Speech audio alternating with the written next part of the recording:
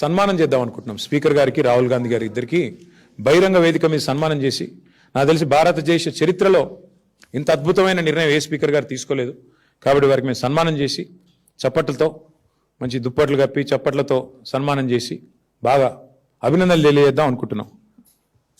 మా party B form మీద MLA గెలిచిండు, కాంగ్రెస్ బీఫామ్ మీద ఎంపీ కొట్లాడిండు, ఇంకేముందన్న విచారణ చేయనికే?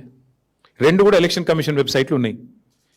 ఏ బీఫామ్ మీద ఎమ్మెల్యేకి పోటీ చేసిండో ఉంది, ఏ బీఫామ్ మీద ఎంపీకి పోటీ చేసిండో ఉంది.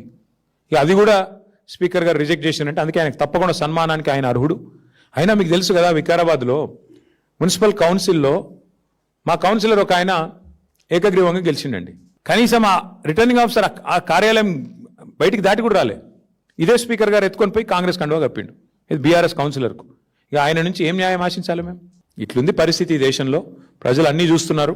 ఓపెన్గా బహిరంగంగా మా బీఫామ్ అంటే నిజంగా దిస్ ఇస్ బహిరంగ దాడి. ఇది ప్రజాస్వామ్యం మీద, రాజ్యాంగం మీద ఇది రాహుల్ గాంధీ చేస్తున్న దాడి. ఇందులో రాహుల్ గాంధీ అమాయకుడు నేను అనను, రేవంత్ రెడ్డి దోషి అని నేను అనను. దీన్ని చేయిస్తున్నదే రాహుల్ గాంధీ. ఏ రాహుల్ గాంధీ అయితే రాజ్యాంగం పట్టుకొని పోజులు కొడతాడో, డైలాగులు కొడతాడో, యాంటీ డిఫెక్షన్ లా తెస్తా అని చెప్పి తుక్కుగూడలో తుక్కు డైలాగులు కొట్టిండో అదే రాహుల్ గాంధీ బుద్ధి తక్కువ పని ఇది. ఆ రాహుల్ గాంధీకి ఏమైనా సిగ్గు లజ్జ ఉంటే ఆయన సమాధానం చెప్పాలి.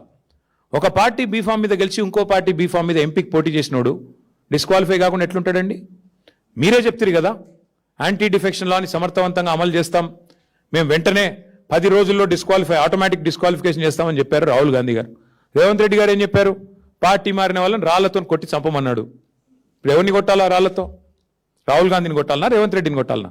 అంటే ఇంత సిగ్గు లేకుండా, ఎవరేమనుకుంటారో అనే కనీస ఆలోచన లేకుండా మరి ఇంత నిర్లజ్జగా వ్యవహారం చేస్తున్నందుకు వారికి సన్మానం చేద్దాం అనుకుంటున్నాం.